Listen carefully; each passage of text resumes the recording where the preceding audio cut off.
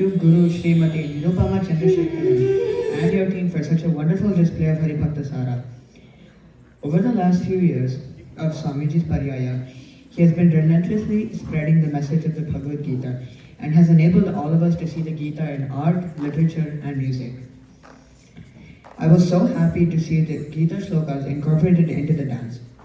When we try to understand the deep meaning in Purandara Dasaru's words, we can witness Krishna's generosity everywhere. Very well orchestrated, Srimati Nirupama Chandrasekharan Avare. No one else but you could so nicely integrate Bhagavad Gita shlokas into the dance. Thank you so much.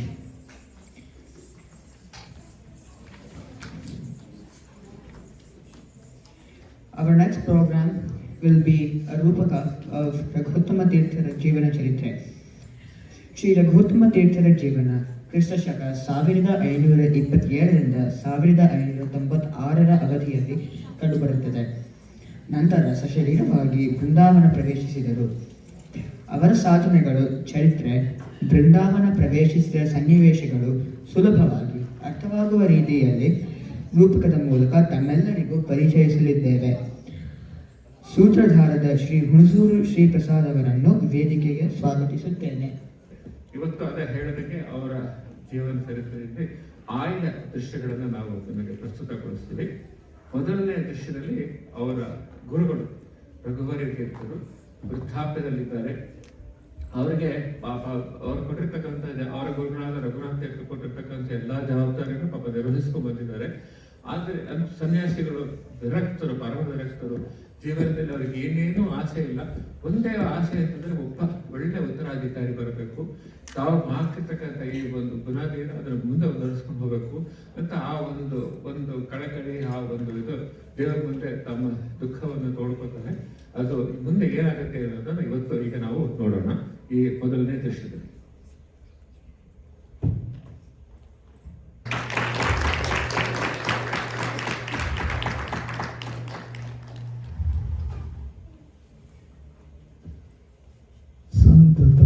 ಚಿಂತೆಯೇನಂತಂ ಅಂತಕಾಲೇ ವಿಶೇಷತ. ಸ್ವಾಮಿ ರಾಮಚಂದ್ರ ಗುರುಗಳು ರಘುನಾಥ ತೀರ್ಥರು ಕೊಟ್ಟ ಮಹಾ ಜವಾಬ್ದಾರಿಯನ್ನು ಯಥಾಶಕ್ತಿ ಪಾಲಿಸಿಕೊಂಡು ಬಂದಿದ್ದೇನೆ. ಶ್ರೀರಾಮದೇವರ ಸೇವೆ, ಶಿಷ್ಯ ವೃಂದದ ಪೋಷಣೆ, ಜ್ಞಾನ ಪ್ರಸಾರ, ಈ ಮಠದ ಆಡಳಿತ ಎಲ್ಲವನ್ನು ಯಥಾಶಕ್ತಿ ಪಾಲಿಸಿಕೊಂಡು ಬಂದಿದ್ದೇನೆ.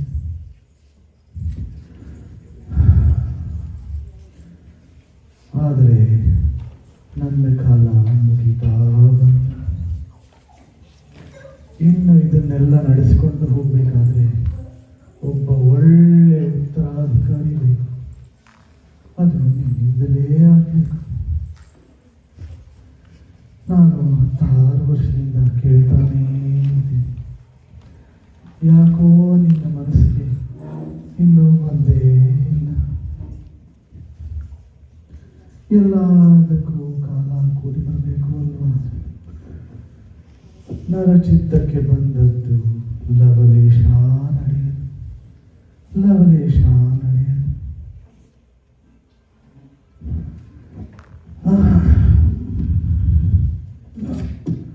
ಶ್ರೀರಾಮಚಂದ್ರ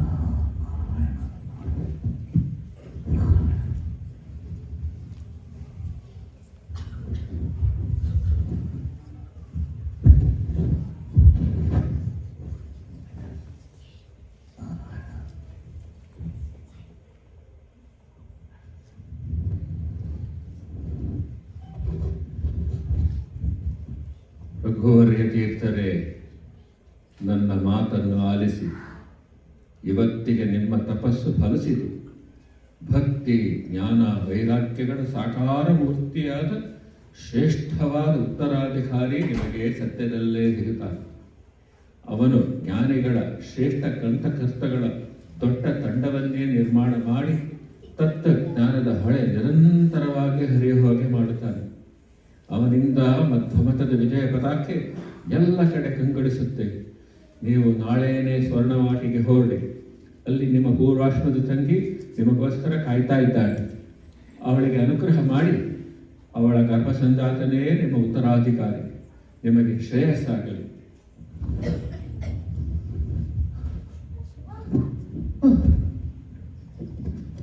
ಧನ್ಯನಾದೆ ತಂದೆ ಸ್ವಾಮಿ ರಾಮಚಂದ್ರ, ಧನ್ಯನಾದೆ ಸ್ವಾಮಿ, ಧನ್ಯನಾದೆ ಧನ್ಯನಾದೆ ಸ್ವಾಮಿ. ಕೊನೆಗೂ ನನ್ನ ಮೊರೆ ಹೋಗುತ್ತೆಯಲ್ಲ ಸ್ವಾಮಿ. ಧನ್ಯನಾದೆ ಸ್ವಾಮಿ, ಧನ್ಯನಾದೆ ರಾಮಚಂದ್ರ ಪ್ರಭು.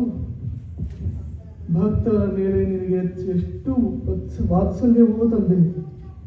ಕರುಣಾಸಾಗರ ಭಕ್ತವತ್ಸಲ ವಾಸುದೇವ ನಾರಾಯಣ, ಧನ್ಯನಾದೆ ತಂದೆ, ಧನ್ಯನಾದೆ ಧನ್ಯನಾದೆ.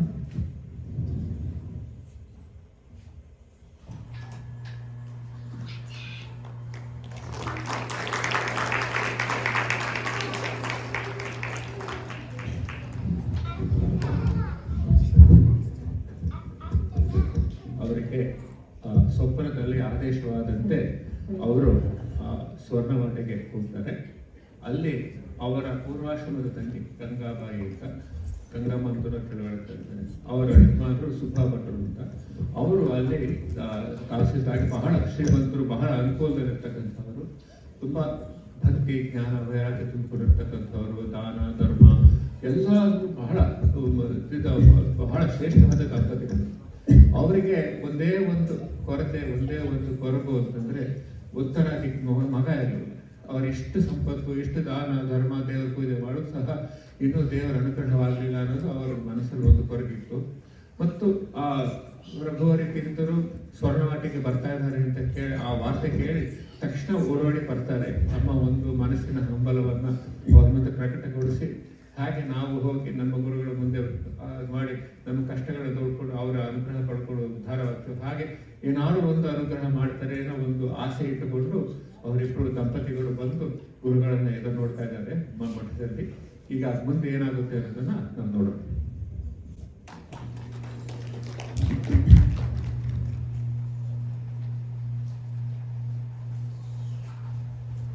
ಸ್ವಾಮಿ, ಹೇಳುವುದನ್ನ ಗುರುಗಳ ದರ್ಶನದಿಂದ ನಮ್ಮ ಆಸೆ ಪೂರೈಸುತ್ತಾ? ಆ ಭಗವಂತನೇ ಬಲ್ಲ ಗಂಗಾ. ಗುರುಗಳೇ ನಮ್ಮ ಕೊನೆಯ ಆಸರೆ. ಅವರು ಕೈ ಬಿಟ್ಟರೆ ನಮ್ಮ ಬದುಕೇ ವ್ಯರ್ಥ. ಹೌದು ಸ್ವಾಮಿ, ಎಷ್ಟು ಐಶ್ವರ್ಯ ಅಧಿಕಾರ ಇದ್ದರೇನು, ಅಮ್ಮ ಅಂತ ಕೂಗೋ ಒಂದು ಕಂದ ಇಲ್ವಲ್ಲ. ಸಮಾಧಾನ ಮಾಡ್ಕೊ ಗಂಗಾ, ಸಮಾಧಾನ ಮಾಡ್ಕೊ. ಎಲ್ಲ ಭಗವಂತನ ಪ್ರಸಾದ. ಭಾಗ್ಯ ಕೊಟ್ಟೋನು ಅವನೇ, ಸಂಜೀತನ ಕೊಟ್ಟೋನು ಅವನೇ. ಎಲ್ಲ ನಾವು ಪಡೆದುಕೊಂಡು ಬಂದ ಭಾಗ್ಯ. ಹೌದು ಸ್ವಾಮಿ, ಆದರೆ ನನಗೊಂದು ಭರವಸೆ ಇದೆ. ಏನದು? ಇದುವರೆಗೂ ಯಾರೂ ನಮ್ಮ ಗುರುಗಳನ್ನು ಕಂಡು ಬರಿಗೈಯಲ್ಲಿ ಹೋಗಿಲ್ಲ. ಕೇಳಿದ್ದನ್ನು ಕೊಡೋ ಕಲ್ಪವೃಕ್ಷ ಕಾಮಧೇನು ನಮ್ಮ ಗುರುಗಳು.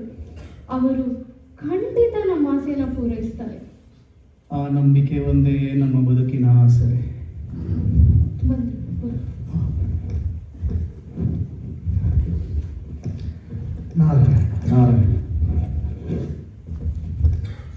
ಓಹೋ, ಸುಬ್ಬಾ ಭಟ್ರು, ಗಂಗಾಬಾಯಿ, ಬಹಳ ಸಂತೋಷವಾಯಿತು ನಿಮ್ಮನ್ನು ನೋಡಿ. ಶ್ರೀಪಾದಂಗಳು ನಮ್ಮ ಊರಿನ ಮೂಲಕ ಹೋಗೋ ಸುದ್ದಿ ತಿಳಿತು. ಓಡೋಡಿ ಬಂದ್ವಿ. ತಮ್ಮ ದರ್ಶನದಿಂದ ಧನ್ಯರಾದರು. ಬಹಳ ಸಂತೋಷ. ಇದ್ದು ತೀರ್ಥ ಪ್ರಸಾದ ಮಾಡ್ಕೊಂಡು ಹೋಗಿ. ಅವಶ್ಯವಾಗಿ ಗುರುಗಳೇ, ಅದು ನಮ್ಮ ಭಾಗ್ಯ. ಗುರುಗಳಲ್ಲಿ ಒಂದು ಸಣ್ಣ ವಿನಂತಿ ಇತ್ತು. ಹೌದಾ? ಏನದು? ಸಂಸ್ಥಾನ ಪೂಜೆ ನಮ್ಮ ಮನೆಯಲ್ಲೇ ಆಗಬೇಕು. ಶ್ರೀರಾಮಚಂದ್ರನ ಆಗಮನದಿಂದ ನಮ್ಮ ಮನೆ ಪಾವನವಾಗಬೇಕು. ಭಟ್ರೆ, ಅದೊಂದನ್ನು ಬಿಟ್ಟು ಬೇರೆ ಏನಾದರೂ ಕೇಳಿ. ಯಾಕೆ ಗುರುಗಳೇ? ನಮ್ಮ ಭಕ್ತಿ ಶ್ರದ್ಧೆಗಳ ಮೇಲೆ ನಮಗೆ ವಿಶ್ವಾಸವಿಲ್ಲವೇ? ಅಥವಾ ನಮ್ಮ ಆಚಾರ ವಿಚಾರಗಳಲ್ಲಿ ಏನಾದರೂ ಲೋಪದೋಷಗಳು ಉಂಟಾಯಿತೆ? ಛೇ, ಹಾಗೇನಾದರೂ ಉಂಟೆ? ಭಟ್ರೆ, ನಿಮ್ಮಂತಹ ಭಕ್ತರು, ಭಗವನ್ನಿಷ್ಠರು ಬಹಳ ವಿರಳವಾಗಿ ಸಿಗ್ತಾರೆ. ಯಾಕೆ ಬರೋದಕ್ಕೆ ಹಿಂಜರಿತಿದ್ದೀರಾ ಗುರುವರ್ಯ? ನಾವು ಸಂತಾನವಿಹೀನರಿಂದ ಸಂತರ್ಪಣೆ ಸ್ವೀಕರಿಸುವುದಿಲ್ಲ. ಅಶೋಕ್, ಹಾಗೆನ್ನಬೇಡಿ ಗುರುಗಳೇ, ಹಾಗೆನ್ನಬೇಡಿ. ನೀವೇ ನಮ್ಮ ಬದುಕಿನ ಆಸರೆ, ನಿಮ್ಮನ್ನೇ ನಂಬಿ ಬಂದಿದ್ದೇವೆ. ದಯವಿಟ್ಟು ದಯಮಾಡಿ. ಹೌದು ಗುರುಗಳೇ, ಹೌದು. ಬಂಜೆ ಬಂಜೆ ಅಂತ ಎಲ್ಲರ ಕೈಲಿ ಹೀಯಾಳಿಸ್ಕೊಂಡು ಬದುಕೋಕ್ಕಿಂತ ಬದುಕೇ ನರಕವಾಗಿ ಹೋಗಿದೆ.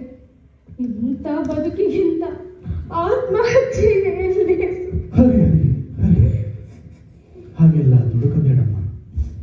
ನಮ್ಮ ರಾಮನ ದಯೆ ಅಪಾರ. ಅವನು ಖಂಡಿತವಾಗಿಯೂ ನಿಮಗೆ ಏನಾದರೂ ಅನುಕೂಲ ಮಾಡಿಕೊಡ್ತಾನೆ. ಆ ಭರವಸೆಯೊಂದೇ ನಮ್ಮ ಬದುಕಿನ ಆಸರೆ. ತಮ್ಮನ್ನು ಕಂಡು ಬರಿಗೆಯಲ್ಲಿ ಹೋದವರೇ ಇಲ್ಲ. ಏನಾದರೂ ಮಾಡಿ ನಮಗೆ ನೀವು ಅನುಗ್ರಹ ಮಾಡಲೇಬೇಕು ಗುರುವರ್ಯ. ಆಗಲಿ ಭಟ್ರೆ, ಗಂಗಮ್ಮ, ನಮ್ಮ ಮಾತನ್ನ ಸಾವಧಾನ ಚಿತ್ತದಿಂದ ಕೇಳಿ. ನಾವು ಬರ್ತೇವೆ, ದೇವರ ಪೂಜೆಯನ್ನು ಮಾಡ್ತೇವೆ. ನಿಮಗೆ ಅದರ ಫಲವಾಗಿ ಒಬ್ಬ ಪುತ್ರ ರತ್ನನು ಹುಟ್ಟುವನು. ಆದರೆ ಆದರೆ ಆದರೇನು ಗುರುಗಳೇ? ಸಂತೋಷ ಸುದ್ದಿ ಸಂಪೂರ್ಣಗೊಳಿಸಿ. ನಿಮ್ಮ ಪುತ್ರ ರತ್ನನೇ ನಮ್ಮ ಸಂಸ್ಥಾನದ ಚೂಡಾರತ್ನ, ನಮ್ಮ ಉತ್ತರಾಧಿಕಾರಿ. ನಿಮಗಾಗುವ ಮಗುವನ್ನು ನಮಗೊಪ್ಪಿಸಬೇಕು. ಅಯ್ಯೋ ಗುರುಗಳೇ, ಇದು ಎಂತಹ ಅನುಗ್ರಹ ಗುರುಗಳೇ! ಒಂದು ಕೈಯಲ್ಲಿ ಕೊಟ್ಟು ಇನ್ನೊಂದು ಕೈಯಲ್ಲಿ ಕಿತ್ಕೊಳ್ತೀರಾ? ಅದು ನಮ್ಮ ನಿರ್ಧಾರವಲ್ಲ ತಾಯಿ. ಕೊಡುವವನು ಅವನೇ, ಕೊಳ್ಳುವವನು ಅವನೇ. ಆದರೆ ನಿಮಗೆ ಚಿಂತೆ ಬೇಡ. ಈ ಮಗು ಆದ ಮೇಲೆ ನಿಮಗೆ ಬೇರೆ ಸಂತಾನವಾಗುವುದು, ನಿಮ್ಮ ವಂಶ ಬೆಳೆಯುವುದು. ನಿಮ್ಮ ಮೊದಲನೇ ಕೂಸು ಮಾತ್ರ ನಮ್ಮ ಮಠದ ಕೂಸು. ಧಾರಾಳವಾಗಿ ಆಗಲಿ ಗುರುಗಳೇ. ವಂಶ ಬೆಳೆಸೋ ಮಗನಿಗಿಂತ ವಂಶ ಬೆಳಗೋ ಮಗನೇ ಲೇಸು. ಆದರೆ ಅದಕ್ಕೆ ನಿಮಗೆ ಯಾವ ಸಂದೇಹವೂ ಬೇಡ. ಹುಟ್ಟುವವನು ದೇವಾಂಶ ಸಂಭೂತ. ಅವನ ಆಗಮನದಿಂದ ನಿಮ್ಮ ಪಿತೃಗಳು ಸದ್ಗತಿ ಹೊಂದುವರು. ನಿಮ್ಮ ಮನೆ ಸುಖ ಸಂತೋಷ ಸಮೃದ್ಧಿಗಳಿಂದ ತುಂಬಿ ತುಳುಕಾಡುವುದು. ಇದಕ್ಕೆ ನಮ್ಮ ರಾಮನೇ ಸಾಕ್ಷಿ. ಧನ್ಯರಾದೆವು ತಂದೆ, ಧನ್ಯರಾದೆವು. ಎಂಥ ಸಂತೋಷ ಸುದ್ದಿ ತಿಳಿಸಿದ್ರಿ. ಸುತನ ಜೊತೆ ಸದ್ಗತಿಯನ್ನೂ ಕರುಣಿಸಿ ಬಿಟ್ರಲ್ಲ ತಂದೆ. ತಮ್ಮ ಕರುಣೆ ಅಪಾರ, ಅಗಾಧ, ಅನಂತ. ಕೊಟ್ಟವನು ಕೇಶವ ಭಟ್ರೆ, ನಾವು ಅವನು ದೂತರಷ್ಟೇ. ಯಥಾ ದೇವೇ ತಥಾ ಗುರು. ತಮ್ಮಂತ ಗುರುಗಳನ್ನು ಪಡೆದ ನಾವೇ ಧನ್ಯರು, ನಾವೇ ಧನ್ಯರು.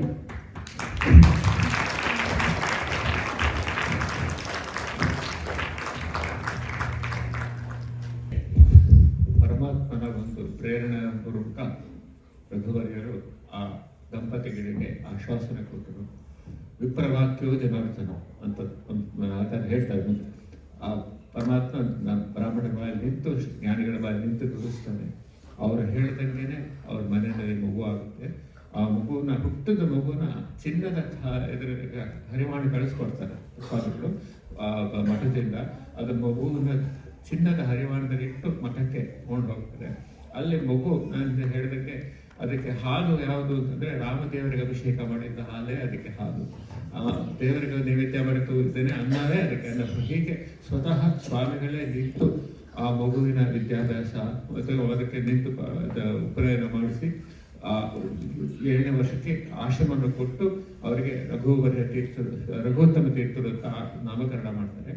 ಮತ್ತು ಆಗಿನ ಕಾಲದಲ್ಲಿ ಶ್ರೇಷ್ಠ ಜ್ಞಾನಿಗಳಾಗಿರ್ತಕ್ಕಂಥ ವರದಾಚಾರ್ಯರ ಹತ್ರ ಅವರ ವಿದ್ಯಾಭ್ಯಾಸಕ್ಕೆ ಕಳಿಸ್ಕೊಡ್ತಾರೆ. ನೋಡಿ, ಹಿಂದಿನ ಕಾಲದಲ್ಲಿ ವಿದ್ಯೆಗೆ ವೈಷಮ್ಯ ಇರಲಿಲ್ಲ. ಅವ್ರ ಹತ್ರ ಹೋದ್ರೆ ನಮ್ದು ಪ್ರೆಸ್ಟೀಜ್ ಕಡಿಮೆ ಆಗುತ್ತೆ ಆ ಒಂದು ಭಾವ ಇರಲಿಲ್ಲ.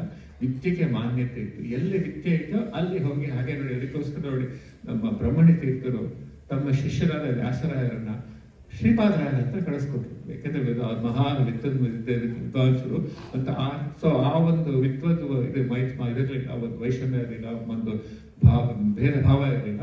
ಹೀಗೆ ಅವರು ರಘುವರ್ಯ ತೀರ್ಥರು ತಮ್ಮ ಶಿಷ್ಯರಾದ ರಘುತ್ತಮರನ್ನ ವರದರಾಜ ಅವರು ಮಣ್ಣೂರಿನಲ್ಲಿ ಇದ್ರು, ಅವರ ಹತ್ರ ವಿದ್ಯಾಭ್ಯಾಸಕ್ಕೆ ಕಳಿಸಿದ್ರು.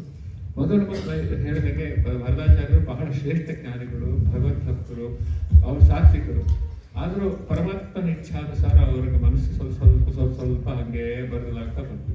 ಮೊದಲು ಅವರು ಮಠಕ್ಕೆ ಹೋಗಿ ಸ್ವಾಮಿಗಳಿಗೆ ಪಾಠ ಹೇಳ್ತಾ ಇದ್ರು.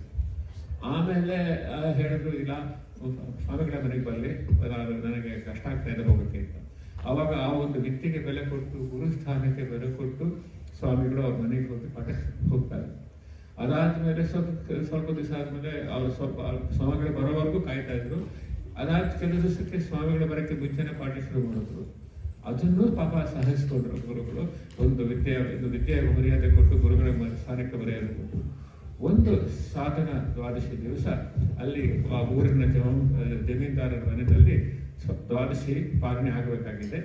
ಆವಾಗ ವರದಾಚಾರ್ಯರು ಇದ್ದಾರೆ, ಜಮೀನ್ದಾರರು ಇದ್ದಾರೆ, ಆದರೆ ಸ್ವಾಮಿಗಳು ಇನ್ನೂ ಜಪದ ಕೊನೆಯ ಹಂತದಲ್ಲಿದ್ದಾರೆ. ಆವಾಗ ಈ ಜಮೀನ್ದಾರ ಈ ವರದಾಚಾರ್ಯರಿಗೆ ಸ್ವಲ್ಪ ನಿಂಬೆಹಣ್ಣು ಹಿಂಡಿ ತಲೆ ತಿರುಗಿಸ್ತಾರೆ. ಅವ್ರಿಗೆ ಎಷ್ಟೇ ಆದರೂ ನಿಮ್ಮ ಶಿಷ್ಯರು, ನೀವು ಗುರುಗಳು, ನೀವು ಅವ್ರ ಕಾಯ್ದೇನು ಬೇಡ, ನೀವು ಪಾಲನೆ ಹೊತ್ತು ಇದಾದರೆ ಕಷ್ಟ ಆಗುತ್ತೆ ಅಂತ ಹೇಳಿ ತಲೆ ತಿರುಗಿಸಿ ಆ ವರದಾಚಾರ್ಯರಿಗೆ ಪಾಲನೆ ಮಾಡೋಕ್ಕೆ ಪ್ರಚೋದನೆ ಮಾಡ್ತಾರೆ. ಇದು ಬಹಳ ದೊಡ್ಡ ದ್ರೋಹ. ನೀವು ಇವತ್ತಿಗೂ ನೋಡಿರ್ಬೋದು, ಯಾವುದೇ ಮಠದಲ್ಲಾಗಲಿ ಯಾವುದೇ ಸಂಸ್ಥೆಗಳಲ್ಲಿ ಸ್ವಾಮಿಗಳ ತೀರ್ಥಪ್ರಸಾದ ಆಗುವವರೆಗೂ ಬೇರೆ ಯಾರು ತೀರ್ಥಪ್ರಸಾದ ಮಾಡೋದಿಲ್ಲ. ಇದೊಂಥರ ಆ ಸ್ಥಾನಮಾನಕ್ಕೆ ಗೌರವ ಕೊಡ್ತಕ್ಕಂಥದ್ದು. ಆದರೆ ಇಲ್ಲಿ ಆ ಒಂದು ಇದಕ್ಕೆ ಇದು ಅಫ್ಕೋರ್ಸ್ ಅವರ ಒಂದು ಇದೊಂದು ಹೇಳ್ಬೋದು, ಅಥವಾ ಭಗವಂತನ ಪ್ರೇರಣೆ. ಯಾಕೆಂದ್ರೆ ಪರಮಾತ್ಮ ದೇನ ವಿನ ದೃಢಮನಿತಾರೆ. ಸೊ ಇದು ಒಂದು ಅವರ ಒಂದು ಉದ್ಧಾರಕ್ಕೋಸ್ಕರ ಮುಂದೆ ಆಗ್ಬೇಕಾಗತಕ್ಕಂತಹ ಒಂದು ಜ್ಞಾನದ ಪ್ರಸಾರಕ್ಕೆ ಬುನಾದಿ. ಈ ರೀತಿಯಾಗಿ ಪರಮಾತ್ಮ ಈ ಒಂದು ದೃಶ್ಯವನ್ನ ಸೃಷ್ಟಿ ಮಾಡಿದ್ದಾನೆ. ಸೊ ಈಗ ಏನಾಗುತ್ತೆ ಅಂತ ನೋಡೋಣ ಬನ್ನಿ. ವೆಂಕಣ್ಣ, ಶ್ರೀಗುರುವಿನಲ್ಲಿ ಇನ್ನೇನು ಬಂದ್ಬಿಡ್ತಾರೆ ಆಚಾರ್ಯರೇ, ಜಪದ ಕೊನೆ ಹಂತದಲ್ಲಿದ್ದಾರೆ. ಪಾಲನೆ ಹೊತ್ತು ಮೀರಿದ್ರೆ ಏಕಾದಶಿ ಉಪವಾಸ ಫಲವೂ ಹೋಯ್ತು, ದ್ವಾದಶಿ ಫಲವೂ ಹೋಯ್ತು. ನೀವು ಹೇಳುವುದೇನೋ ಸರಿ, ಆದರೆ ಏನು ಆಚಾರ್ಯರೇ, ನೀವು ಶುರು ಮಾಡಿ. ನಿಮ್ಮ ವ್ರತ ಕೆಡುವುದು ಬೇಡ, ಒಬ್ಬರಿಗೊಬ್ರು ಕಾಯೋದು ಬೇಡ. ಶ್ರೀಗಳು ಬಂದ್ಮೇಲೆ ಅವರೇ ಪಾಲನೆ ಮಾಡ್ರಿ. ಪೀಠಾಧಿಪತಿಗಳು ಯತಿಗಳನ್ನು ಬಿಟ್ಟು ದ್ವಾದಶಿ ಪಾಲನೆ ಮಾಡ್ಬೋದೇ? ಬೇಕನ್ನ ನೀನು ಅಡುಗೆ ಮಾಡುವವನು, ನಿನಗೆ ಈ ಧರ್ಮ ಕರ್ಮ ಯಥಾರ್ಥ ಆಗಲ್ಲ. ಇದು ಸ್ವಲ್ಪ ಧರ್ಮ ಸೂಕ್ಷ್ಮ ವೆಂಕಣ್ಣ.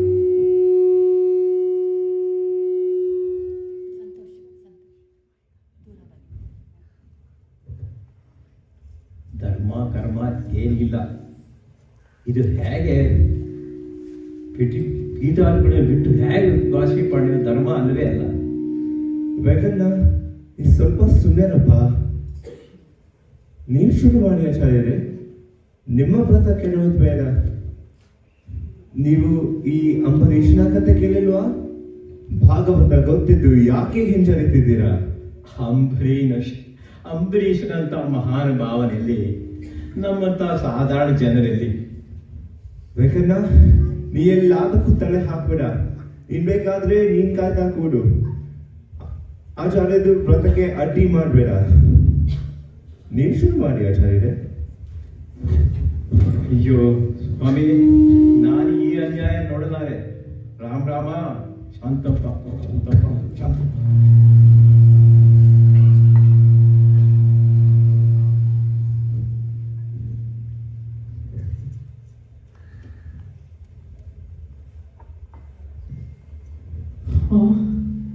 ಶ್ರೀಹರಿ, ಶ್ರೀಹರಿ.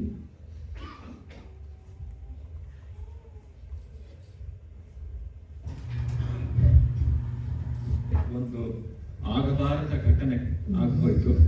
ಇದರಲ್ಲಿ ನಾವು ವರದಾಚಾರ್ಯ ತಪ್ಪು ಅಂತ ಹೇಳ್ಬೋದು, ಆದರೆ ಇದು ಕೇವಲ ಪರಮಾತ್ಮ ಜಗನ್ನಾಥಕ್ಕೆ ಸುಟ್ಟುದಾರಿ ಅವನ ಬೊಂಬೆ ಆಟವಯ್ಯ ಅಂತ ಹೇಳ್ತಾರೆ.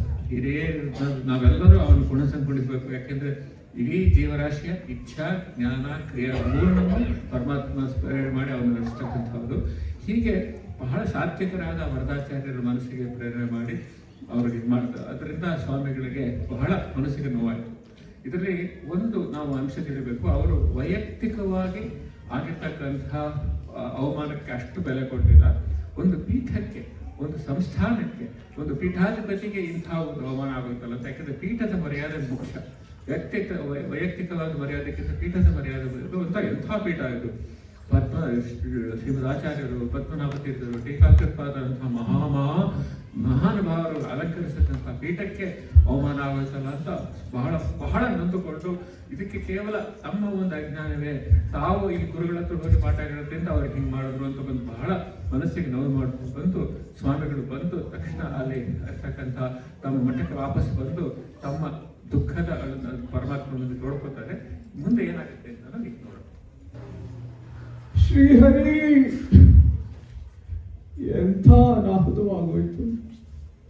ಶ್ರೀಮದಾಚಾರ್ಯರು, ಪದ್ಮನಾಭ ತೀರ್ಥರು, ಟೀಕಾಚಾರ್ಯರಂತ ಮಹಾನುಭಾವರು ಅಲಂಕರಿಸಿದ್ದ ಈ ದಿವ್ಯ ಪೀಠಕ್ಕೆ ಕಳಂಕವಾಯಿತಲ್ಲ, ಅವಮಾನವಾಯಿತಲ್ಲ. ಎಲ್ಲ ನನ್ನಿಂದ, ನನ್ನ ಅಜ್ಞಾನದಿಂದ. ಸಾಧ್ಯವಾದಷ್ಟು ಸಂಸ್ಥಾನದ ಘನತೆ, ಗೌರವ ಹೆಚ್ಚಿಸಬೇಕು. ಯಾವುದೇ ಕಾರಣಕ್ಕೂ ಪೀಠಕ್ಕೆ ಕಳಂಕ ಬಾರದ ಹಾಗೆ ನೋಡಿಕೊಳ್ಳಬೇಕು ಅಂತ ಗುರುಗಳೇ ನೀವು ನನಗೆ ಅಪ್ಪಣೆ ಕೊಡಿಸಿದ್ದೀರಿ. ಆದರೆ ಈ ನಿಮ್ಮ ಅಪ್ಪಣೆ, ಆಜ್ಞೆಯನ್ನು ನಾನು ಪಾಲಿಸಲಾಗಲಿಲ್ಲವಲ್ಲ. ನಿಮಗೆ ಹಾಗೆ ಮುಖ ತೋರಿಸಲಿ ತಂದೆ. ಗುರುಗಳೇ, ಶ್ರೀಹರಿ, ರಾಮಚಂದ್ರ.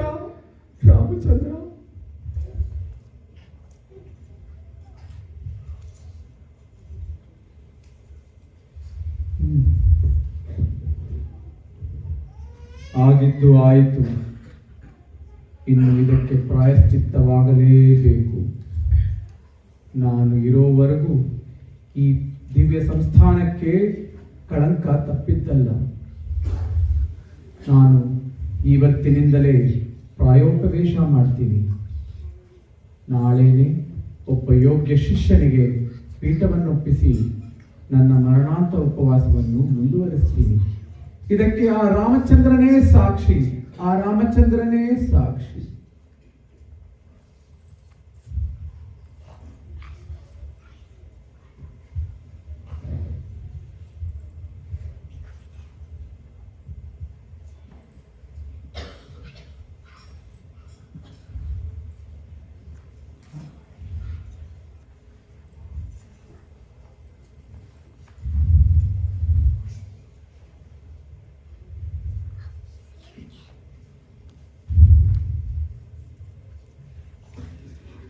ರಘುತ್ತಮರೇ, ಮನಸ್ಸಿಗೆ ಬಹಳ ನೋವು ಮಾಡಿಕೊಂಡ್ಬಿಟ್ರಿ. ಮಾನ, ಸಮ್ಮಾನ, ಅವಮಾನ ಎಲ್ಲ ಮಾಧವನ ಪ್ರಸಾದ ಅಲ್ವಾ? ಇರಲಿ, ಇವತ್ತಿಗೆ ನಿಮ್ಮ ಕರ್ಮ ಸವಿಯಿತು. ನಿಮಗೆ ಕವಿದಿದ್ದ ಜ್ಞಾನ ದೂರವಾಯಿತು.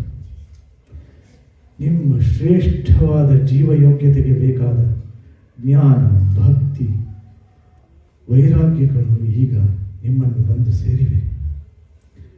ನೀವು ದೊಡ್ಡ ಜ್ಞಾನಿಯಾಗುವಿರಿ ಮತ್ತು ನಿಮ್ಮನ್ನು ನಂಬಿದವರನ್ನ, ಜ್ಞಾನಿಗಳನ್ನು ಮಾನ್ಯರನ್ನಾಗಿ ಮಾಡುವಿರಿ. ನಿಮ್ಮ ಕೀರ್ತಿ ಶಾಶ್ವತವಾಗಿ ಉಳಿಯುವುದು. ನೀವು ನಾಳೆಯಿಂದಲೇ ನಿಮ್ಮ ಶಿಷ್ಯ ವೃಂದಕ್ಕೆ ಪಾಠ ಪ್ರವಚನಗಳನ್ನು ಆರಂಭಗೊಳಿಸಬಹುದು. ಇದಕ್ಕೆ ನಮ್ಮ ಆಶೀರ್ವಾದ ಸದಾಕಾಲ ಇರುವುದು. ನಿಮಗೆ ಶ್ರೇಯಸ್ಸಾಗಲಿ.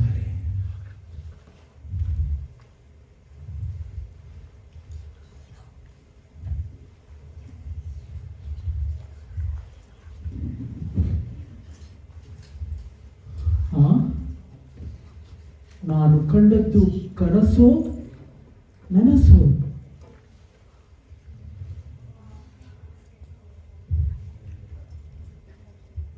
ಮಂತ್ರಾಕ್ಷತೆ, ಗುರುಗಳು ಕೊಟ್ಟ ಮಂತ್ರಾಕ್ಷತೆ. ಹಾಗಾದರೆ ನಾನು ಕಂಡಿದ್ದು ಸತ್ಯವೇ?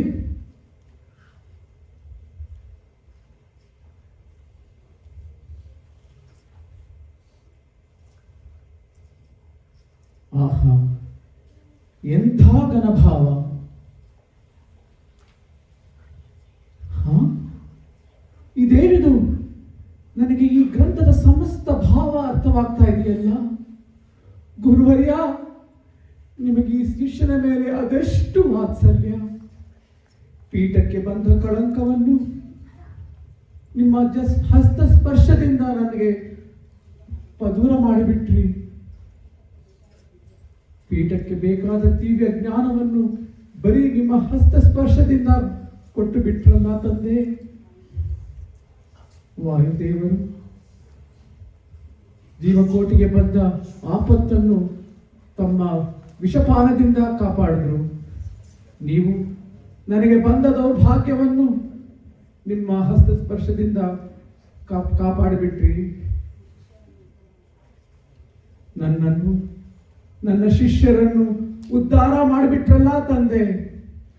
ನಿಮ್ಮ ಅನುಗ್ರಹವೇ ನನ್ನ ಆಭರಣ. ನಿಮ್ಮನ್ನು ಶಿಷ್ಯರನ್ನಾಗಿ ಪಡೆದ ನಾನೇ ಧನ್ಯ, ನಾನೇ ಧನ್ಯ.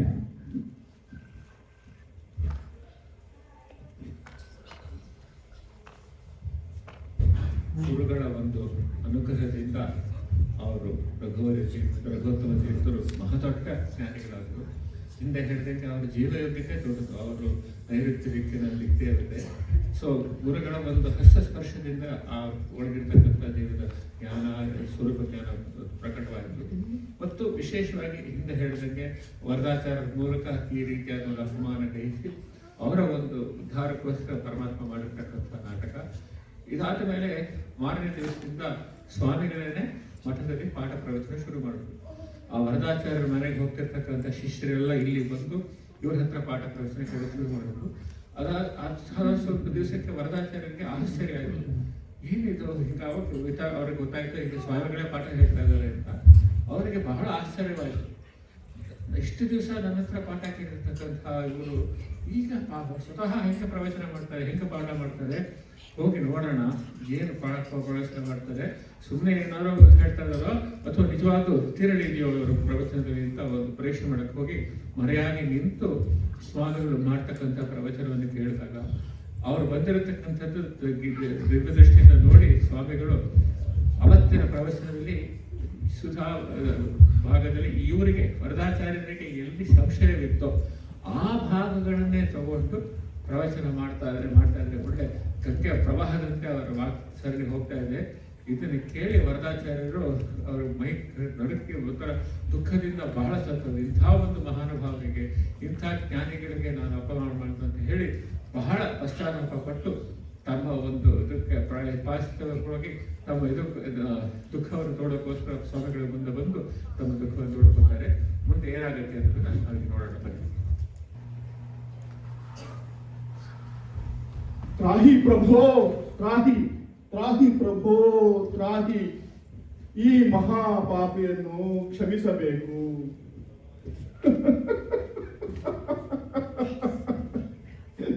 ನಮ್ಮ ಯೋಗ್ಯತೆ ಘನತೆಗಳನ್ನರಿಯದೆ ಅಪಚಾರಗಳಿದೆ. ಯತಿಗಳು, ಪೀಠಾಧಿಪತಿಗಳು, ದೇವಾಂಶ ಸಂಭೂತರಾದ ತಮಗೆ ಅಪಚಾರಗಳಿದೆ. ಅಯ್ಯೋ, ಎಂಥ ಅನರ್ಥವಾಗಿ ಹೋಯಿತು.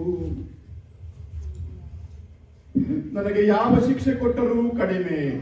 ಈ ನನ್ನ ಪಾಪಕ್ಕೆ ಅಂಧಂತಮಸ್ಸೇ ಸರಿಯಾದ ಶಿಕ್ಷೆ, ಅಂಧಂತಮಸ್ಸೇ ಸರಿಯಾದ ಶಿಕ್ಷೆ. ಆಚಾರ್ಯರೇ, ಸಮಾಧಾನ ತಂದುಕೊಳ್ಳಿ. ಭಗವಂತ ನಿಮ್ಮನ್ನು ಮಾಧ್ಯಮವಾಗಿಟ್ಟುಕೊಂಡು ಈ ನಾಟಕವಾಡಿದ, ನಮ್ಮನ್ನು ಅನುಗ್ರಹಿಸಿದ. ಕ್ಷೇಮಂ ವಿಧಾಸ್ಯತಿ ಸನೋ ಭಗವಾನ್ಸ್ತ್ರಿದೇಶಃ ತತ್ರಾಸ್ಮದೀಯ ವಿಮರ್ಶೇನ ಕಿಯಾನಿಹಾರ್ಥ. ಆದ್ದರಿಂದ ನಿಮ್ಮಿಂದ ನಮಗೆ ಉಪಕಾರವಾಯಿತೇ ಹೊರತು ಅಪಕಾರವಲ್ಲ. ಹಾಗೆಲ್ಲ ಬೇಡಿ ಗುರುವರ್ಯ, ಹಾಗೆಲ್ಲ ಬೇಡಿ. ನಾ ಮಾಡಿದ ಈ ಮಹಾಪಾಪದ ಕೆಲಸವನ್ನು ಉಪಕಾರ ಎಂದು ಕರೆಯುವುದು ತಮ್ಮ ದೊಡ್ಡ ಗುಣ. ಆದರೆ ಇದು ಅತ್ಯಂತ ಸ್ವೋತ್ತಮ ದ್ರೋಹ. ಇದರಿಂದ ನನಗೆ ಎಂದೆಂದಿಗೂ ಶ್ರೇಯಸ್ಸಾಗದು.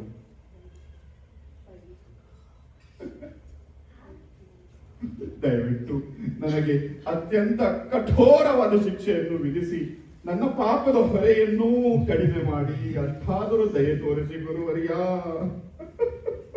ಆಚಾರ್ಯರೇ, ನಿಮಗೆ ಶಿಕ್ಷೆ ವಿಧಿಸಬೇಕಾ? ಹೌದು ಗುರುವರ್ಯ, ಅತ್ಯಂತ ತೀಕ್ಷ್ಣವಾದ ಶಿಕ್ಷೆ. ಆಗಲಿ ಆಗಲಿ. ಇಂದಿನಿಂದ ನಮ್ಮ ಸಂಸ್ಥಾನವೇ ನಿಮ್ಮ ಕಾರಾಗೃಹ. ಮಠದ ವಿದ್ಯಾರ್ಥಿಗಳಿಗೆ ವಿದ್ಯಾಭ್ಯಾಸ ಹೇಳುವುದೇ ನಿಮ್ಮ ಶಿಕ್ಷೆ. ಆದ್ಯ ಎಂಬ ಬಿರುದೇ ನಿಮಗೆ ಬಂದಿರುವ ಕಳಂಕ.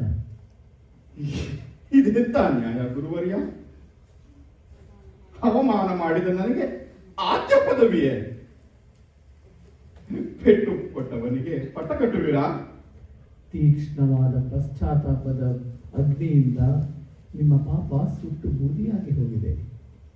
ಇನ್ನುಳಿದಿರುವುದು ನೀವು ಮಾಡಬೇಕಾದ ಸಾಧನೆಯಷ್ಟೇ. ನಿಮ್ಮಂಥ ವಿದ್ವನ್ಮಣಿಗಳು ಈ ಸಂಸ್ಥಾನಕ್ಕೆ ಭೂಷಣ. ಬಂದ ವಿದ್ಯಾರ್ಥಿಗಳಿಗೆ ಪಾಠ ಹೇಳಿ, ಶ್ರೀಧರ ಸಮೀರರ ಸೇವೆ ಮಾಡಿ, ಅದೇ ನಿಮ್ಮ ಸಾಧನೆ. ಆಹಾ, ಕಾಡಿಗಟ್ಟಿದ ಕೈಕೇಯನ್ನು ಕೃಪೆಯಿಂದ ನೋಡಿದ ಕಾಕುಸ್ಥನ ಕಾರುಣ್ಯವನ್ನು ನಿಮ್ಮಲ್ಲಿ ಕಂಡೆ. ನಾನು ಮಾಡಿದ ಜನ್ಮಾಂತರದ ಪುಣ್ಯದ ಫಲವಾಗಿ ನಿಮ್ಮ ಸೇವೆ ಮಾಡುವ ಭಾಗ್ಯ ದೊರಕಿದೆ. ತನು ಮನ ಧನಗಳಿಂದ ನಿಮ್ಮ ಸೇವೆಯನ್ನು ಮಾಡಿಕೊಂಡಿರುತ್ತೇನೆ. ನೀವೇ ನನ್ನ ಸ್ವರೂಪೋದ್ಧಾರಕ ಗುರುಗಳು. ತಂದೆ ತಾಯಿ ಸರ್ವಸ್ವವೂ ನೀವೇ. ನಾನು ಇಂದಿನಿಂದ ನಿಮ್ಮ ದಾಸಾನುದಾಸ.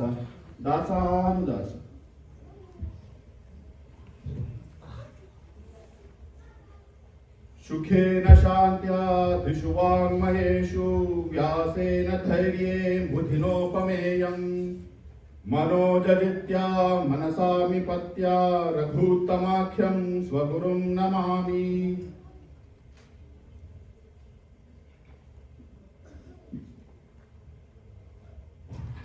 ತಮಗೆ ಅವಮಾನ ಮಾಡಿರ್ತಕ್ಕಂಥ ವರದಾಚಾರ್ಯರನ್ನು ಸಹ ಅವರಿಗೆ ಆದ್ಯ ಪದವಿ ಕೊಟ್ಟು ಆದರಗೊಳಿಸಿದ್ರು. ಈ ಎಲ್ಲವನ್ನು ಕೃಷ್ಣ ಹೇಳ್ತಾನೆ, ಸುಖದಕ್ಕೆ ಸಮಯಕೃತವಾಗಿ ಬಂದಿರತಕ್ಕಂಥ ಮಾನ ಅವಮಾನ ಸಮ್ಮಾನ ಎಲ್ಲವನ್ನು ಭಗವಂತನ ಪ್ರಸಾದವಾಗಿ ಸ್ವೀಕರಿಸಿ ಆ ಆದ್ಯ ವರದಾಚಾರ್ಯರಿಗೆ ಅನುಗ್ರಹ ಮಾಡಿದ್ರು. ಇಲ್ಲಿ ಇನ್ನೊಂದು ವ್ಯಕ್ತಿಯ ಬಗ್ಗೆ ನಾವು ನೋಡಬೇಕು. ಯಾಕೆಂದ್ರೆ ಹಿಂದಿನ ಒಂದು ದೃಶ್ಯದಲ್ಲಿ ಆ ವೆಂಕಣ್ಣ ಅನ್ನೋರು ಅವರು ಸ್ವಾಮಿಗಳಿಗೆ ಅಡಿಗೆ ಮಾಡ್ತಕ್ಕಂತಹ ಅಡಿಗೆ ಇರ್ತಾರೆ. ಅವರು ಬಹಳ ಶ್ರದ್ಧಾ ಭಕ್ತಿಗಳಿಂದ ಸ್ವಾಮಿಗಳ ಸೇವೆ ಮಾಡ್ಕೊಂಡ್ ಬಂದಿದ್ದಾರೆ. ಆದರೆ ಸುತ್ತಮುತ್ತ ಎಲ್ಲ ಬಂದವರೆಲ್ಲರೂ ಜ್ಞಾನಿಗಳಾಗ್ತಾ ಇದ್ದಾರೆ, ಪಾಠ ಪ್ರವಚನ ಮಾಡ್ತಾ ಇದ್ದಾರೆ, ಗ್ರಂಥಗಳ ರಚನೆ ಮಾಡ್ತಾ ಇದ್ದಾರೆ. ನಾನೊಬ್ಬ ಹಿಂಗೆ ಉಳಿದುಬಿಟ್ಟಲ್ಲ, ಬರೀ ಅಡಿಗೆ ಮನೆಯಲ್ಲೇ ಅಡಿಗೆ ಮಾಡಿಕೊಂಡು ಇಂಥ ಒಂದು ವ್ಯರ್ಥವಾದ ಜೀವನ ಆಗುತ್ತಲ್ಲ, ನಾನು ಜೀವನದಲ್ಲಿ ಏನೂ ಸಾಧನೆ ಮಾಡಿಲ್ವಲ್ಲ ಅನ್ನೋ ಒಂದು ದುಃಖ ಪಾಪ ಆ ವೆಂಕಣ್ಣನ ಕಾಡಿಸ್ತಾ ಇತ್ತು. ಆ ವೆಂಕಣ್ಣ ಬಂದು ಸ್ವಾಮಿಗಳ ಮುಂದಕ್ಕೆ ಹೇಳೋದು ಧೈರ್ಯ ಇಲ್ಲ, ಅದರ ಆ ದುಃಖ ಪ್ರಕಟವಾಗುತ್ತೆ. ಅದನ್ನು ನೋಡಿ ಸ್ವಾಮಿಗಳು ಏನು ಪ್ರತಿಕ್ರಿಯೆ ತೋರಿಸ್ತಾರೆ ಅನ್ನೋದನ್ನ ಈಗ ನಾವು ಈ ದೃಶ್ಯದಲ್ಲಿ ನೋಡೋಣ ಬನ್ನಿ. ವೇದವ್ಯಾಸ ತೀರ್ಥರೇ, ಪಾಠ ಮುಂದುವರಿಸೋಣ. ನತ್ವಾ ಶ್ರೀಶಂ ಮಧ್ವಮನಿಂ ಜಯಾರ್ಯಾಂ ಗುರೋರ್ಗುರುಂ ಗುರುಮಪ್ಯಾತರೇಣ ಶ್ರೀಮದ್ಗೀತ ಭಾಷ್ಯ ಟೀಕಾಸು ಭಾವಂ ವಕ್ಷೇ ಶಕ್ತ್ಯ ಗುರುಶಿಕ್ಷಾನುಸಾರ. ಯಾಕೆ ವೆಂಕಣ್ಣ ಅಳ್ತಾ ಇದ್ದೀಯಾ? ಏನಿಲ್ಲ ಮಹಾಸ್ವಾಮಿ, ಏನೋ ಸ್ವಲ್ಪ ಬೇಜಾರಾಯ್ತು. ಯಾಕೆ? ಯಾರಾದ್ರೂ ಏನಾದ್ರು ಅಂದ್ರೇನು? ಇಲ್ಲ ಮಹಾಸ್ವಾಮಿ, ತಮ್ಮ ಭವ್ಯ ಸನ್ನಿಧಾನ ಇರೋ ಈ ಪರಿಸರದಲ್ಲಿ ದುಷ್ಟ ಬುದ್ಧಿಗಳಿಗೆ ಅವಕಾಶನೇ ಇಲ್ಲ. ಮತ್ತೆ ಖಿನ್ನ ಮನಸ್ಸು ಯಾಕೆ?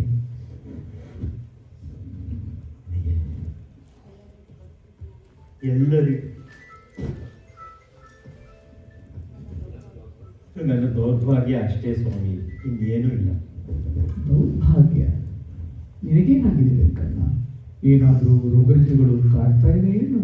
ಇಲ್ಲ ಮಹಾಸ್ವಾಮಿ, ನಮ್ಮ ಕೃಪಾ ದಯೆಯಲ್ಲಿ ಇಲ್ಲಿವರೆಗೂ ನನಗೇನು ಆರೋಗ್ಯದ ಬಗ್ಗೆ ಯೋಚನೆ ಇಲ್ಲವೇ ಇಲ್ಲ. ಮತ್ತೆ ದುಃಖ ಹೇಗೆ? ಮಹಾಸ್ವಾಮಿಗಳೇ, ಅನ್ಯತಾ ತಿಳಿಯೋಲ್ಲ ತಾನೆ? ಇಲ್ಲ ವೆಂಕಣ್ಣ, ಖಂಡಿತ ಇಲ್ಲ.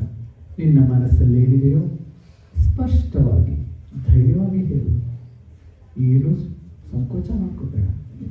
ನಮ್ಮ ಅನುಗ್ರಹ ಪಡೆದವರೆಲ್ಲ ಜ್ಞಾನಿಗಳು, ಪಂಡಿತರು, ಗ್ರಂಥಕರ್ತರಾಗಿದ್ದಾರೆ, ಮಾನ್ಯರಾಗಿದ್ದಾರೆ.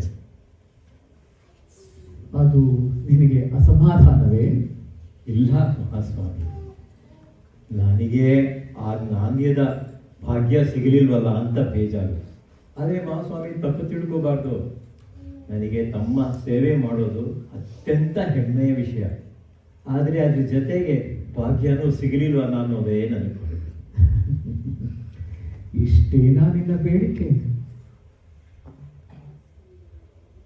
ಮಹಾಸ್ವಾಮಿಗಳು ನನ್ನ ಆಸೆನ ಅಧಿಕ ಪ್ರಸಂಗತನ ಅಂತ ಭಾವಿಸ್ತಾ ಇಲ್ಲ ತಾನೆ? ಖಂಡಿತ ಇಲ್ಲ ವೆಂಕಣ್ಣ, ಖಂಡಿತ ಇಲ್ಲ. ನೀನು ನಮ್ಮ ಸೇವೆಯನ್ನು ಶ್ರದ್ಧೆ ಭಕ್ತಿಯಿಂದ ಇಷ್ಟು ವರ್ಷಗಳ ಕಾಲ ಮಾಡ್ಕೊಂಡು ಬಂದಿದ್ದೀಯ. ಅದರ ಪ್ರತಿಫಲವಾಗಿ ಆ ಭಗವಂತನೇ ನಿನ್ನಲ್ಲಿ ಈ ಜ್ಞಾನದ ಕೃಷಿಯನ್ನು ಹುಟ್ಟಿಸಿದ್ದಾನೆ. ಅದು ಅವನ ಅನುಗ್ರಹದ ಸಂದೇಶವೇ ಹೊರತು ನಿನ್ನ ಆಗ್ರಹದ ಸಂಕೇತವಲ್ಲ. ಸ್ವಾಮಿಗಳು ನನ್ನ ಪರಿಹಾಸ ಮಾಡ್ತಾ ಇಲ್ಲ ತಾನೆ? ಖಂಡಿತ ಇಲ್ಲ ವೆಂಕಣ್ಣ. ಲಕ್ಷದಲ್ಲಿ ಒಬ್ಬರಿಗೆ ಈ ಜ್ಞಾನದ ಆಸೆ ಬರುತ್ತದೆ. ನಿನಗೆ ಬಂದಿರುವುದು ನಿನ್ನ ಭಾಗ್ಯ. ಹಾಗಾದರೆ ಸ್ವಾಮಿ, ನನ್ನ ವಿದ್ಯಾಭ್ಯಾಸಕ್ಕೆ ಮಹಾಪ್ರಭುಗಳ ಅನುಮತಿ ಇದೆಯೇ? ವಿದ್ಯಾಭ್ಯಾಸ? ನಿನಗೇಕೆ ವಿದ್ಯಾಭ್ಯಾಸ ವೆಂಕಣ್ಣ? ನೀನೀಗ ಪಂಡಿತ, ವಿದ್ಯಾರ್ಥಿ ಅಲ್ಲ. ಮಹಾಸ್ವಾಮಿಗಳು ಮಾತು ನನಗೆ ಅರ್ಥ ಆಗ್ತಾನೇ ಇಲ್ಲ. ನಾಳೆ ನಿನಗೆ ಅರ್ಥವಾಗುತ್ತೆ. ನಾಳಿನ ಪ್ರವಚನ ನಿನ್ನಿಂದಲೇ, ಜಿಜ್ಞಾಸಾಧಿಕರಣದ ಮೇಲೆ. ನನ್ನಿಂದ ಪ್ರವಚನ? ಪಾಷಾಣವನ್ನು ಪತಿವ್ರತೆಯಾಗಿ ಪರಿವರ್ತಿಸಿದ ಆ ಪರಮಾತ್ಮನಿಗೆ ಪಾಚಕನನ್ನು ಪಂಡಿತನಾಗಿಸಲು ಪರಿಯಾಸ ಪಡಬೇಕೆ? ಬಹುಚಿತ್ರ ಜಗತ್ ಬಹುದಾಕರಣ ಪರಶಕ್ತಿರನಂತ ಗುಣ ಪರಮ. ಭಗವಂತ ಪ್ರಸನ್ನನಾದರೆ ಏನು ಬೇಕಾದರೂ ಕೊಡಬಲ್ಲ, ಮಾಡಬಲ್ಲ. ಕಿಮಲಭ್ಯಂ ಭಗವತಿ ಪ್ರಸನ್ನೇ ಶ್ರೀನಿಕೇತನೆ. ಎಂತ ಅನುಗ್ರಹ ಕಳಿಸಿಬಿಟ್ರಿ ಮಹಾಗುರುಗಳೇ. 16 ವರ್ಷಗಳು ಕಷ್ಟಪಟ್ಟರು ಸಿಗದಂತ ಜ್ಞಾನವನ್ನ ಒಂದು ಕ್ಷಣ ಮಾತ್ರದಲ್ಲಿ ನನಗೆ ಕರುಣಿಸಿಬಿಟ್ರಲ್ಲ ತಂದೆ. ನಿಮ್ಮ ಕೃಪಾ ಕಟಾಕ್ಷ ಹೇಗೆ ವರ್ಣಿಸಲಿ? ನಾನು ಅತ್ಯಂತ ಧನ್ಯನಾದೆ. ಎಂತ ಸಂತೋಷ, ಎಂತ ಧನ್ಯನಾದೆ ಗುರುಗಳೇ. ರಘುತ್ತಮ ಮನಿ ಒಂದೇ ಸರ್ವ ವಿದ್ಯಾ ವಿಶಾರದಾಂ ಯಜ್ಞ ಮಧ್ಯ ಸಿದ್ಧಾಂತಮಹಂ ಸಮರ್ಥಿತವಾನ್.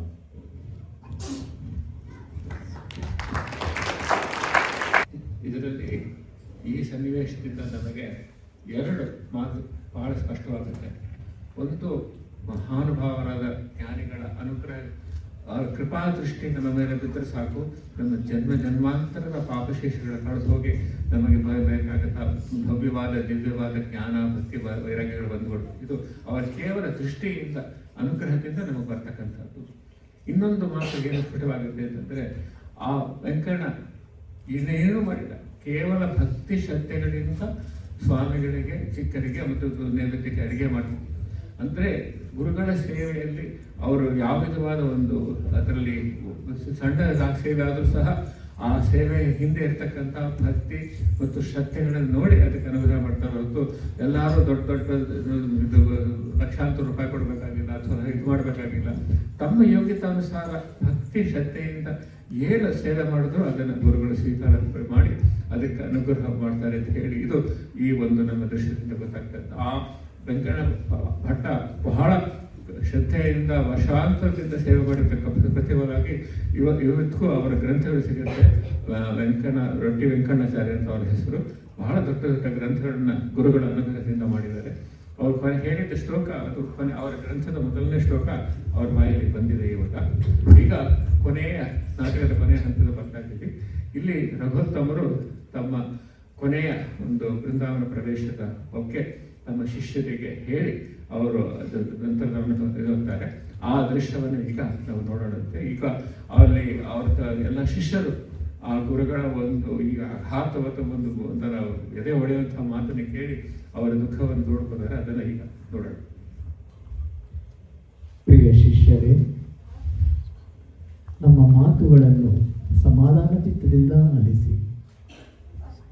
ಇದೇ ವೈಕುಂಠ ಏಕಾದಶಿ ದಿವಸದಂದು ನಾವು ನಮ್ಮ ಇಹಲೋಕದ ಯಾತ್ರೆಯನ್ನು ಮುಗಿಸಿ ಇಲ್ಲೇ ಶ್ರೀ ತ್ರಿವಿಕ್ರಮನ ಸನ್ನಿಧಾನವಿರುವ ಪಿನಾಕಿನಿ ನದಿಯ ತೀರದಲ್ಲಿ ಪಂಚಕೃಷ್ಣಾರಣ್ಯ ಕ್ಷೇತ್ರದಲ್ಲಿ ಬೃಂದಾವನಸ್ಥರಾಗಬೇಕೆಂದು ಭಗವಂತನ ಆಜ್ಞೆಯಾಗಿದೆ.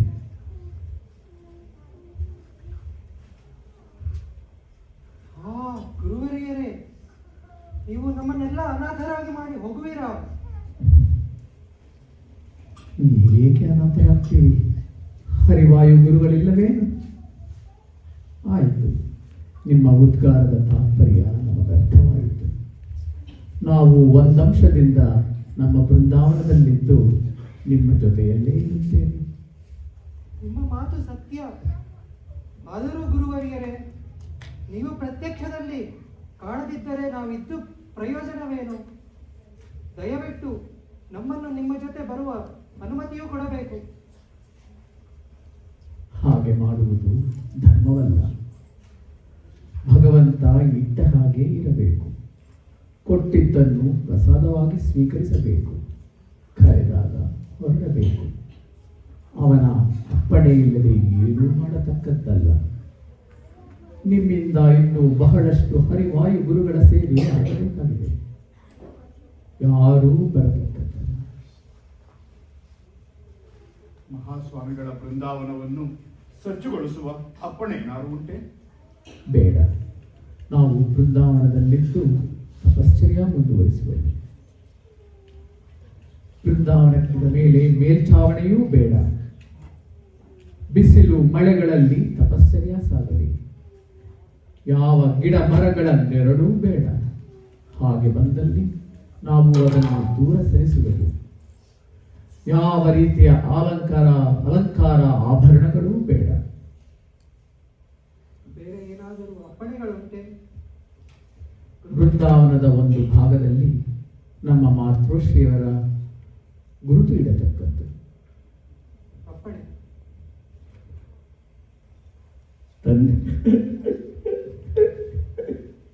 ತಂದೆ ತಾಯಿಗಳಿಗಿಂತ ಹೆಚ್ಚು ಪ್ರೀತಿ ವಾತ್ಸಲ್ಯ ಕೊಟ್ಟಿವಿರಿ ಗುರುವರಯ್ಯ.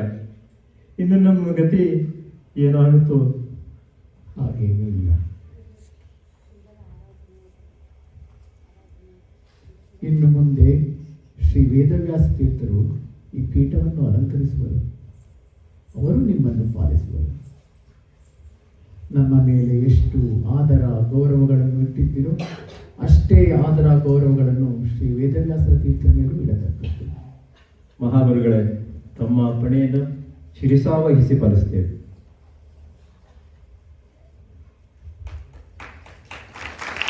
ಹರಿವಾಯು ಗುರುಗಳ ಸೇವೆ ನಿರಂತರವಾಗಿ ನಡೆಯಲಿ. ಪಾಠ ಪ್ರವಚನಗಳ ಪ್ರವಾಹ ಎಡೆಬಿಡದೆ ಸಾಗಲಿ. ದ್ವೈತ ದುಂದುಬಿ ದಿಕ್ಕು ವಿದಿಕ್ಕುಗಳಲ್ಲಿ ಮೊಳಗಲಿ. ಎಲ್ಲರಿಗೂ ಹರಿವಾಯು ಗುರುಗಳ ಆಶೀರ್ವಾದ ಸದಾ ಇರುತ್ತದೆ.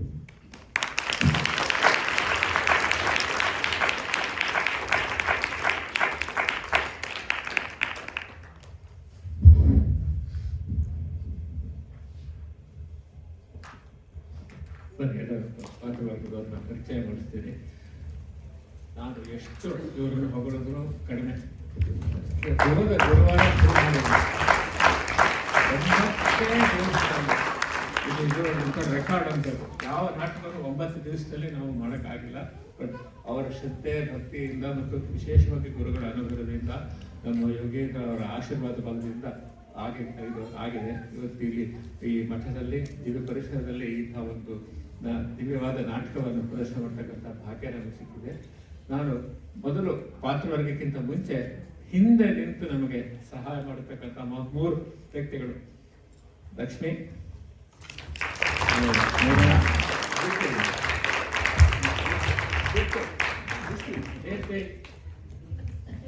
ಮೂರು ಜನ ಬಹಳ ನಮಗೆ ಸಹಾಯ ಮಾಡಿದ್ದಾರೆ. ಇದನ್ನೇ ನೋಡಿ ಪುರಂದಾಸ್ ಹಾಡಬೇಕು, ಯಾರು ಹಿತವರು ಈ ಮೂರು ಬಹಳ ಇದೆ. ಅದಾದ ಮೇಲೆ ರಘುವರಿ ತೀರ್ಥರು ಪಾಠ ಮಾಡ್ತಕ್ಕಂಥ ನಮ್ಮ ಮಗ ಅದಕ್ಕೆ ಸ್ವಲ್ಪ ಕಷ್ಟ, ಕನ್ನಡ ಬರೋದು ಕಷ್ಟಪಟ್ಟು ಕನ್ನಡ ಕಲಿತು ಮಾಡಬೇಕು. ಸ್ವಾಮಿಗಳ ಪೂರ್ವಾಶ್ರಮದ ತಂದೆ ತಾಯಿಗಳಾಗಿ ಅಶೋಕ್ ಅನು ಅವರು ನಮ್ಮ ಶ್ರೀಕಾಂತ್, ಆಮೇಲೆ ವರ್ಣಾಚಾರ್ಯರು ನಮ್ಮ ರಾವಣ ಮತ್ತು last of the best Raghuttama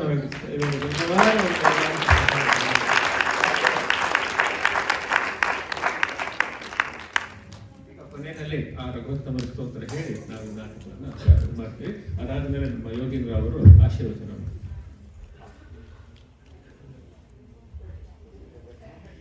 ಶ್ರೀರಘೋತ್ತಮ ಗುರುಸ್ತೋತ್ರಂ ಗಂಭೀರಾಶಯ ಗುಂಭಸಂಭೃತವಚಃ ಸಂದರ್ಭ ಗರ್ಭೋಲ್ಲಸಟ ಟೀಕಾಭಾವ ವಿಬೋಧನಾಯ ಜಗತಾಂ ಯಸ್ಯಾವತಾರೋ ಜನಿ ತತ್ವಾದೃಕ್ಷ್ಯ ದುರಂತ ಸಂತತವಃ ಸಂತಾನ ಸಂತೋಷಿತ ಶ್ರೀಕಾಂತಂ ಸುಗುಣಂ ರಘೋತ್ತಮ ಗುರುಂ ವಂದೇ ಪರಂ ದೇಶಿಕಂ ಸಚ್ಛಾಸ್ತ್ರಾಮಲ ಭಾವಬೋಧ ಕಿರಣೈಃ ಸಂವರ್ಧಯನ್ಮಧ್ವಸತ್ ಸಿದ್ಧಾಂತಾಬ್ಧಿಮನಂತ ಶಿಷ್ಯ ಕುಮುದ ವ್ರಾತಂ ವಿಕಾಸಂ ನಯನ್ ಉದ್ಭೂತೋ ರಘುವರ್ಯತೀರ್ಥ ಜಲಧಸ್ತಾಪತ್ರಯಂ ತ್ರಾಸಯನ್ ಯಸ್ತಂ ನೌಮಿ ರಘೂತ್ತಮಾಖ್ಯ ಶಶಿನಂ ಶ್ರೀ ವಿಷ್ಣುಪಾದಾದೃಶಂ ಉದ್ಯನ್ಮಾರ್ತಾಂಡ ಸಂಕಾಶಂ ದಂಡಮಾಲಾಂಕಮಂಡಲಂ ಧರಂ ಕೌಪೀನ ಸೂತ್ರಂ ಚ ಸೀತಾರಾಘವಮಾನಸಂ ಶ್ರೀನಿವಾಸೇನ ವಂದ್ಯಾಂಘ್ರಿಂ ತುಳಸೀದಾಮಭೂಷಣಂ ಧ್ಯಾಯೇದ್ ರಘೂತ್ತಮ ಗುರುಂ ಸರ್ವಸೌಖ್ಯಪದಂ ನೃಣಾಂ ರಘೂತ್ತಮ ಗುರುಂ ನೌಮಿ ಶಾಂತ್ಯಾದಿಗುಣಮಂಡಿತಂ ರಘೂತ್ತಮ ಪದದ್ವಂದ್ವ ಕಂಜಭೃಂಗಾಯಿತಾಂತರಂ ರಘೂತ್ತಮ ಗುರುಂ ವಂದೇ ರಘೂತ್ತಮ ಪದಾರ್ಚಕಂ ಗಾಂಭೀರ್ಯೇನಾರ್ಥಬಾಹುಲ್ಯ ಟೀಕಾತಾತ್ಪರ್ಯಬೋಧಕಂ ಭಾವಬೋಧಕೃತಂ ನೌಮಿ ಭಾವಭಾವಿತ ಭಾವುಕಂ ಭಾವಜಾತಂ ಭಾವಜಾತಿ ಪರಿಭಾವಪರಾಯಣಂ ಸಂಜ್ಞಾಯವೃತೇಷ್ಟೀಕಾ ಶೇಷಸಂಪೂರ್ತಿಕಾರಿಣಂ ಟೀಕಾಂ ದೃಷ್ಟಾ ಪೇಟಿಕಾನಾಂ ನಿಚಯಂ ಚ ಚಕಾರಯಃ ಪ್ರಮೇಯಮಣಿಮಾಲಾನಾಂ ಸ್ಥಾಪನಾಯ ಮಹಾಮತಿಃ ಯಚ್ಚಿಷ್ಯ ಶೇಷಶೇಷಾದ್ಯಾಷ್ಟಿಪ್ಪಣ್ಯಾಚಾರ್ಯ ಸಂಹಿತಾಃ ತಮಲಂಬೋವವಾರ್ಯಂ ಭೂಯೋ ಭೂಯೋ ನಮಾಮ್ಯಹಂ ಸುಖೇನ ಶಾಂತ್ಯ ದಿಶು ವಾङ्मयेषु ವ್ಯಾಸೇನ ಧೈರ್ಯಂ ಬುಧಿನೋಪಮೇಯಂ मनोजजित्यां मनसाभिपत्यां रघुत्तमाख्यं स्वगुरुं नमामि राम राम तव पादपङ्कजं चिन्तयामि भवबन्धमुक्तये वन्दितं सुरनरेन्द्रमौलिभिर्ध्यायते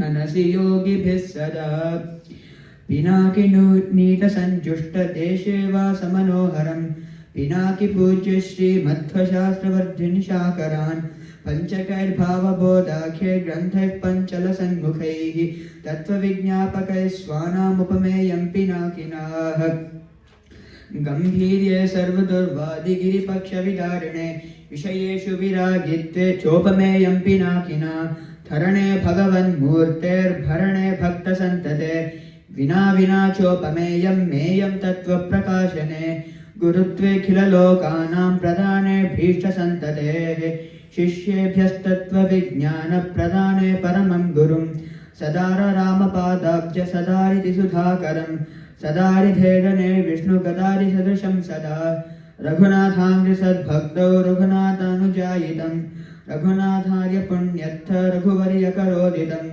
वेदेशाचिदपादाब्जं वेदेशाङ्घ्रब्ज पूजकं रघूत्तमगुरुं वन्दे रघूत्तमपदार्चकं रघूत्तमगुरुस्तोत्रस्याष्टकं यः पठेन्नरः रघूत्तमप्रसादाच्च स सर्वभीष्टभाग् भवेत् यद्वृन्दावन पूर्वतः फलवती धाति जगत्पावनी याम्यायां तु पिनाकिनी चलदलो मूर्तित्रयाधिष्ठितः वारुण्यं दिशि मामतः प्रकृतिकौच्छायकृतातिन्त्रिणी तद्वृन्दावनमध्यगो गुरुवरो भूयत्समश्रेयसे प्रणत्कामधेनुं च भजत्सुरतपूरमं श्रीभावबोधाकृत्पादचिन्तामणिमुपास्महे भावबोधकृतं सेवे रघुत्तममहागुरुन् यच्शिष्यशिष्यशिष्याद्यष्टिप्पण्याचार्यसंहिताः इति श्रीरघोत्तमगुरुस्तोत्रं श्रीकृष्णार्पणमस्तु.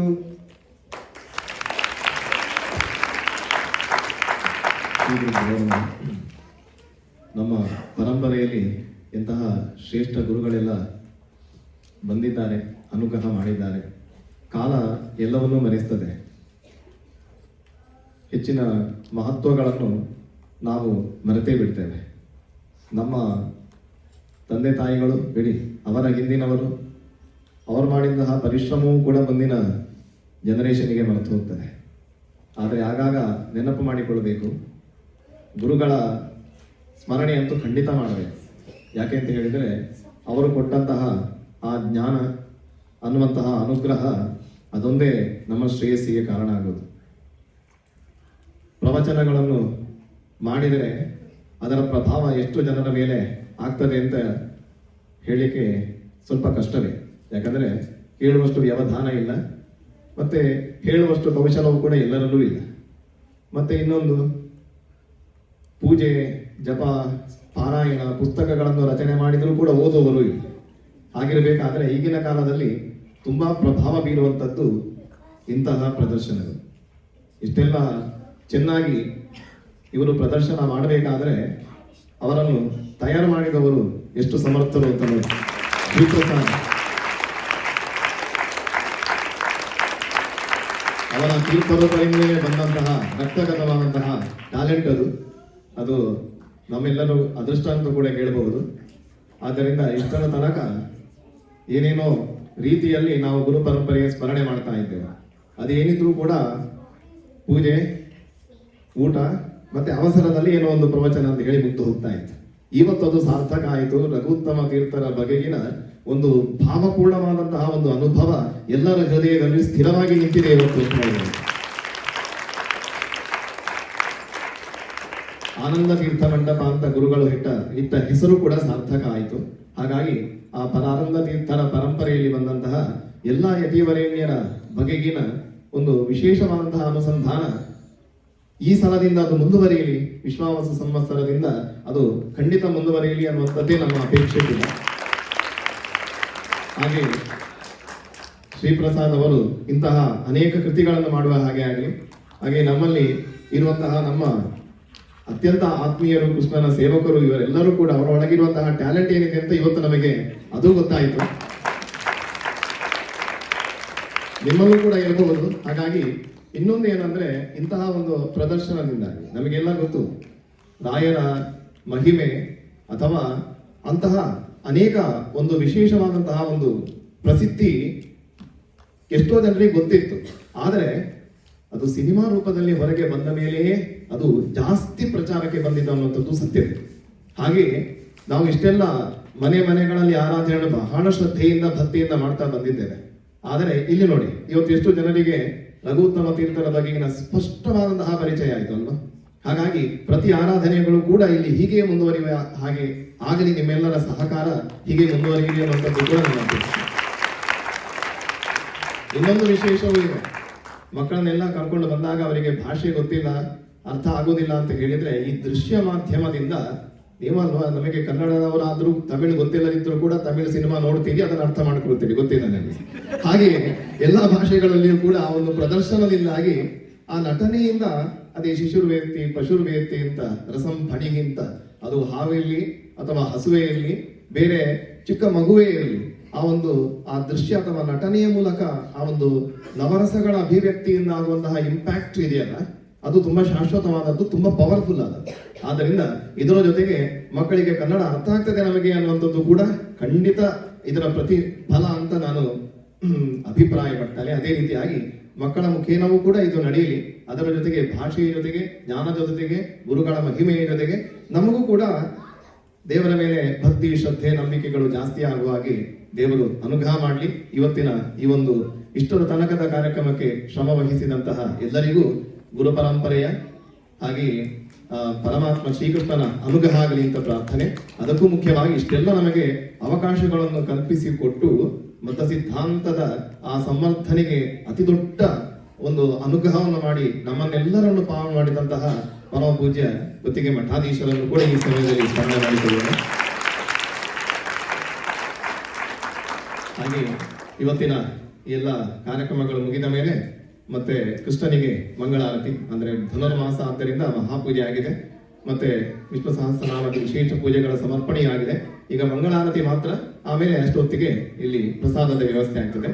ಎಲ್ಲರೂ ಕೃಷ್ಣನ ಮಂಗಳಾರತಿ ದರ್ಶನಕ್ಕೆ ಬನ್ನಿ. ಕೃಷ್ಣ ಅರ್ಪಣ.